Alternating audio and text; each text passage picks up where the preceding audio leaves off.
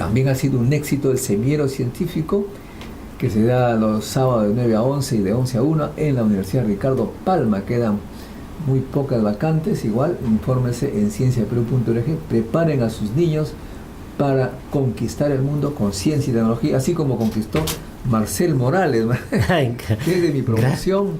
Está ahora de profesor en la Universidad de Grenoble, que ha cambiado de nombre. Sí, han cambiado de nombre, porque en realidad ahora en Francia hay movimiento para unificar las universidades. Entonces en Grenoble ya solamente hay una sola universidad, de ahí que habían 4 universidades. Pero en París hay como 18, creo, París claro, segundo, París 2, París 3. París es más difícil, más complicado, ¿no? Por la situación política y también porque cada universidad de París pues es enorme, muy grande.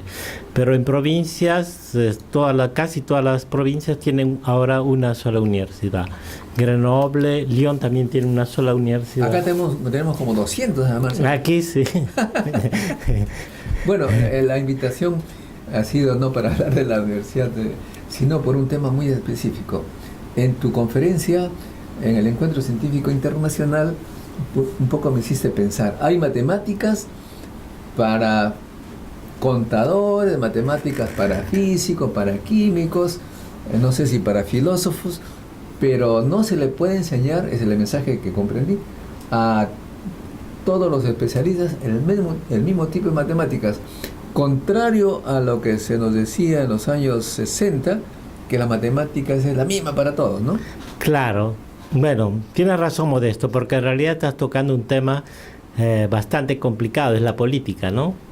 Y entonces la política que consiste a decir a toda la gente que bueno, todo está bien para todo el mundo, ¿no? Pero desgraciadamente esa no es la realidad. En la política no hay pan para todo el mundo en realidad, ¿no? Entonces en las matemáticas es casi lo mismo, porque depende de tus capacidades, depende también de lo que quieres hacer.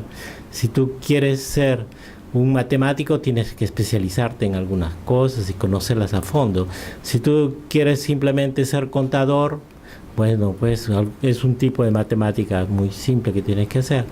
Ahora, si quieres ser político, pues tienes que darte una idea global, conocerte algunos temas famosos y para poder contarlos en las noches, ¿no? Cuando pero los políticos ni siquiera las más elementales. Por la vez pasada escuché diciendo, bueno, ha aumentado los precios de 200%. Ha aumentado los precios de 200%, porque ahora son el doble. Claro.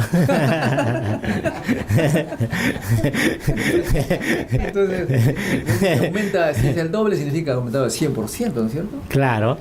Bueno, los políticos en realidad de algún modo dicen que las matemáticas que han estudiado ellos pues es demasiado difícil, ¿no? Porque no han comprendido pero en realidad. Creo que también Vargas Llosa, no sé si es cierto, eso es condicional. Cuentan que en una novela dice, en la asamblea, porque él habla pues, de novela, claro. ¿sí? La asamblea, adentro, en la sala, había la mitad de los participantes, de los miembros, ya. Y las 2/3 partes estaban sí, bueno, pero eso también Fujimori, yo tengo una muy buena anécdota, te va a hacer reír a ti sobre todo. Ya. Yo di una conferencia en la Universidad Católica, Aula Magna se llamaba, en la época de Fujimori, y ahí conté que me invitaron a participar en el debate que se dio entre Fujimori y Vargas Llosa, no, Pérez de Cuéllar. Y entonces este señor Fujimori dijo, como ustedes saben, yo soy matemático, y como matemático les aseguro que cuando llegué a la casa de gobierno, la economía no la encontré en cero, sino en -0. Entonces todos los matemáticos se rieron, claro. Porque decía que era matemático. Nosotros claro. En la primera clase que nos enseñaron fue que -0 es igual a 0. Cero, claro. Sí. Bueno, esa anécdota pues, pero no crea que es solo una cosa del Perú, ¿no? Allá en Francia también. Y también igual, fíjese que yo conozco un matemático muy famoso, ¿no? Que vive en Grenoble, se llama Malgrange. Este matemático hace parte pues de la órbita científica de Francia, ¿no? Es académico, muy conocido, ¿no? Entonces un día recibió una llamada del ministro de la Educación, que le dijo, tengo un amigo que ha resuelto el problema de la cuadratura del círculo. Caramba. Caramba, entonces, por supuesto, eso todo el mundo sabe que el problema de la cuadratura del círculo no se puede resolver. Justamente por eso es la broma, tú quieres resolver el problema del círculo, la cuadratura del círculo, para decirle que no es imposible. Claro, pero este muchacho lo había demostrado, pero era un familiar del ministro de la Educación francesa. Ah, caramba. Y entonces este académico que, claro, no podía decirle pues, ¿no?, al ministro que no señor, eso no puede ser, ¿no? Entonces trató pues de esquivarse, pero al fin el ministro, no, usted tiene que recibirlo a mi familiar, ¿no? Porque ha demostrado un teorema muy importante y entonces usted tiene que recibirlo para que lo homenajen como debe ser en la Academia de Ciencias. Y entonces, claro, mi amigo Malgrange no sabía qué hacer y tuvo que recibirlo. Y después con mucha diplomacia decirle que bueno, ya ese teorema que no podía resolverse, ¿no? Encontró los papeles, le indicó en dónde había un error para que pero se no calme. solamente se trata de matemáticas, Marcel, sino también de lógica. Hay muchos científicos, muchos políticos que quieren dársela de grandes conocedores de la lengua, y he escuchado una vez que decía un político: no puedo terminar este discurso sin dejar de impedir que hable nuestro invitado especial. Es la lógica de que no puedo dejar, lo voy a impedir de todas formas. Claro. Le dan tantas vueltas al no que al final se... Claro, el no, eso son cosas, no son juegos, ¿no? Ahora se hacen muchos juegos de lógica para los niños, Claro, lo que efectivamente. iba a decir, antes de terminar, voy a darle la palabra así simple, sin tantas cosas. Sin pero tanta. si se ponen el no en el no, termina diciendo lo contrario. Bueno, pues son los políticos, ¿no? Los políticos, tú sabes que tienen el arte, ¿no?, de chamullarte, como se dice. Sí, la vez pasada yo estaba conversando con un político y le hice una corrección amablemente. Le dijo: esa palabra que usted ha dicho no es lógica. Y ¿sabe lo que me respondió? Yo soy político y los políticos hablamos como queremos. Ah, claro, sí. No, y la otra cosa que te dicen es, cuando te hablan, te dicen esto es matemáticas. Matemáticamente probado, te lo dicen, ¿no? Así es. También, muchas veces te lo dicen, matemáticamente probado, ¿no? Ahora, entonces, y ahora tenemos los matemáticos. La vez pasada me contabas que en Francia los matemáticos son contratados por grandes empresas porque finalmente su conocimiento a veces genera riqueza. Claro, eso ahora últimamente son los movimientos lo más importante. O sea que ya los doctores de matemáticas no sirven solamente para enseñar en las universidades, para hacer investigación en matemáticas. Lo que más les interesa a las empresas es la formación que tiene el matemático, ¿no? Esa manera de pensar rápido, de encontrar una solución, de ver que tiene un panorama muy grande para encontrar soluciones. Eso es la cosa, ¿no? Y también me he enterado de que, contrario a lo que sucede en el Perú, que cuando quieren contratar a una persona para hacer programas de computadora, estos software, pues aquí contratan a un ingeniero de sistemas, mientras que en Europa contratan a un matemático porque lo que tienen que resolver es un problema nuevo, ¿no? Aplicar esos software que ya vienen del exterior y lo hacen mecánicamente, sino crear programas, y eso significa pensar, y los matemáticos están entrenados para eso. Claro. Sí. Entonces hay mucha, en realidad, por supuesto, como tú dices, ahora para hacer un programa en realidad no es como antes, ¿no? Un programa antes, programa Fortran, que tú tenías que escribirlo así, línea por línea, y que instrucciones lógicas bastante básicas. Los programas ahora para una computadora, para el teléfono, ¿no? Por ejemplo, son pues útiles muy, muy ingeniosos, ¿no? Que utilizan la inteligencia artificial. Ya no es como antes, ¿no? Entonces, tu capacidad es diferente, ya no programas de la misma manera. ¿No ves la rapidez ahora que puedes utilizar tu smartphone?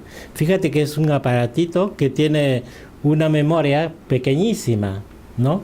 O sea que con esa memoria, con un chip que tiene ahí, que es pequeñísimo, pues tú puedes utilizarlo prácticamente como una computadora grande, ¿no? Puedes enviar casi a alguien a la luna con tu smartphone. Acá con este telefonito estamos comunicando al mundo entero esta entrevista. Claro, exacto, ¿no? Y fíjate, y ahí tiene que haber habido es el software, programa de software que es el software, pero esos software de ahora, cómo está hecho. esos software de ahora son potentísimos, ¿no? Ha evolucionado, o sea que ya no es simplemente dar instrucciones, es un lenguaje en realidad. Ahora, pero hay un problema, Marcela, aquí en Perú, es que el Ministerio de Educación dice: vamos a digitalizar la educación, y a lo que se dedican es a comprar estos software del exterior y computadoras, pero no hay nada de creación acá. Solamente estamos haciéndonos cada vez más dependientes de estas potencias que venden computadoras y software. Claro.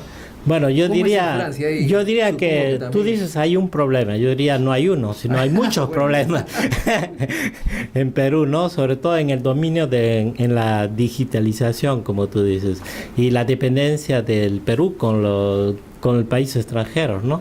El problema, como tú mismo lo has puesto hace mucho tiempo, es que en Perú no hay ciencia. ¿Por qué? Porque los políticos lo han decidido así, ¿no? No hacer ciencia y entonces no tener futuro, en realidad. Porque vivir hoy día está bien, se puede reír, se puede vivir, bueno, está bien, pues la manera peruana, ¿no? De siempre vivir contento con el día, ¿no?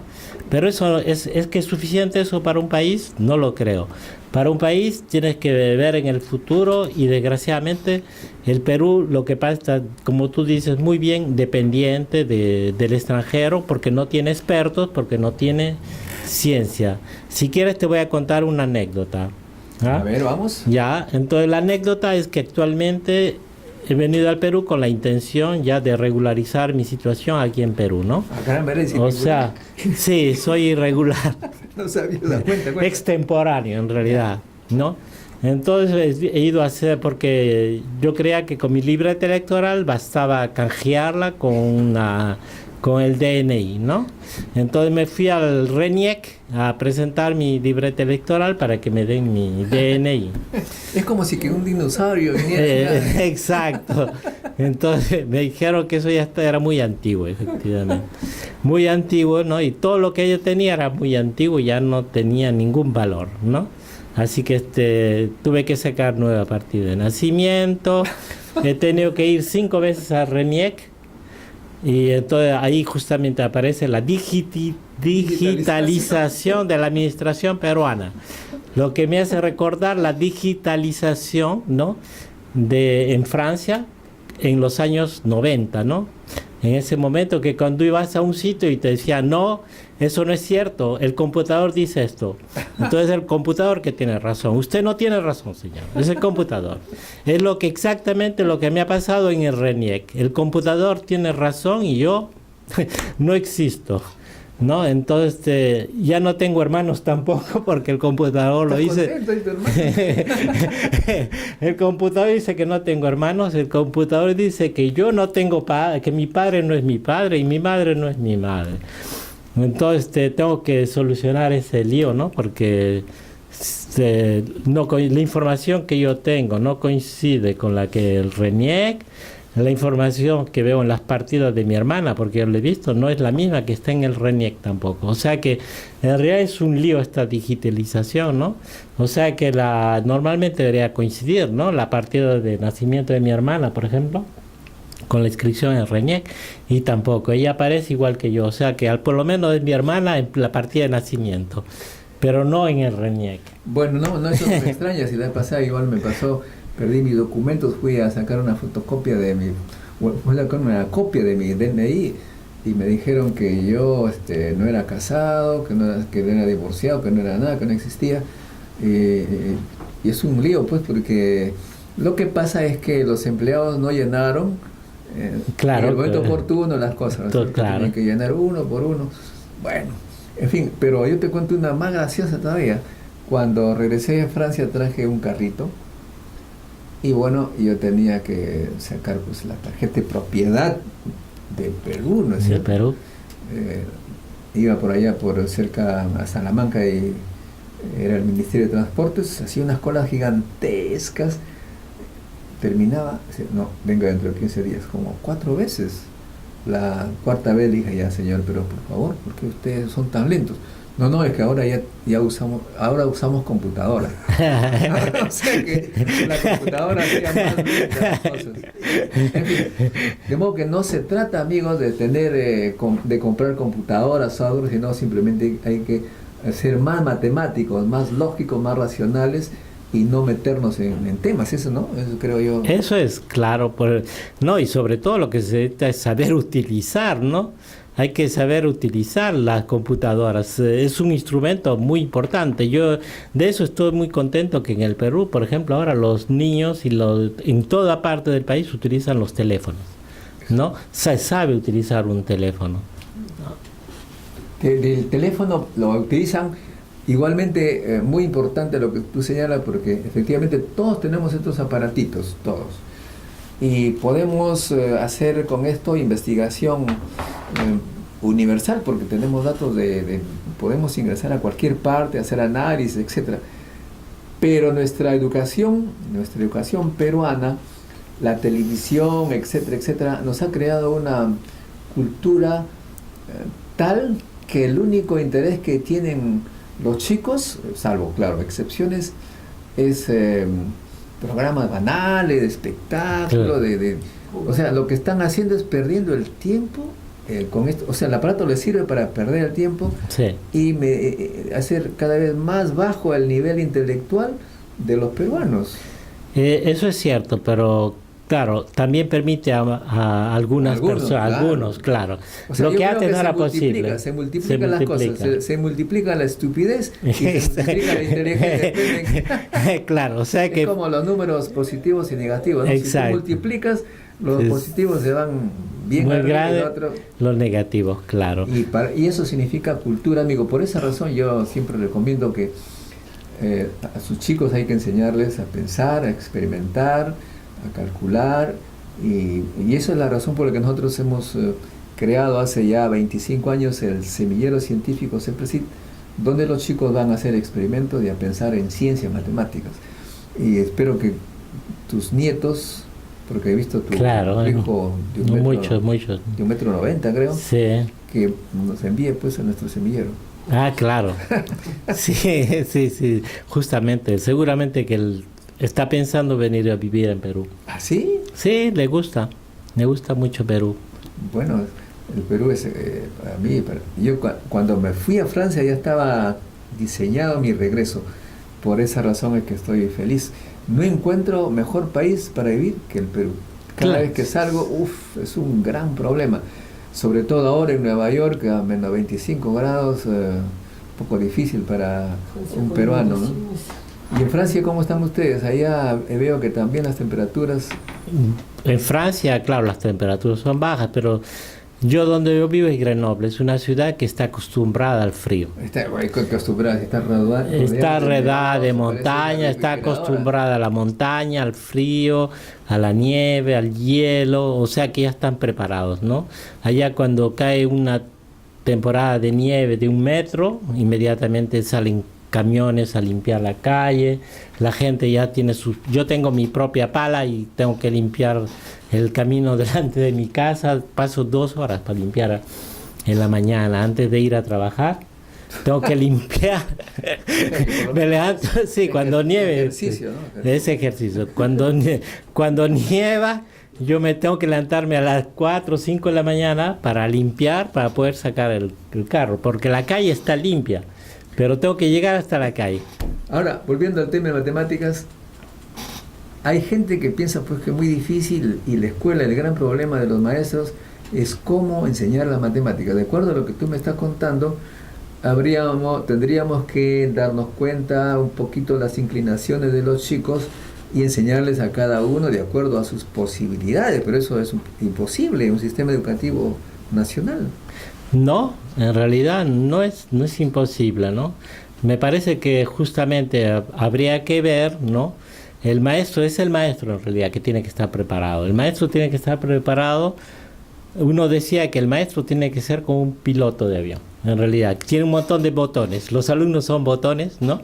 Y tú tienes que ver, hay botones de emergencia, hay un alumno que está ahí, hay botones, ¿no? De otra cosa, de exclusión, hay botones de todo, ¿no?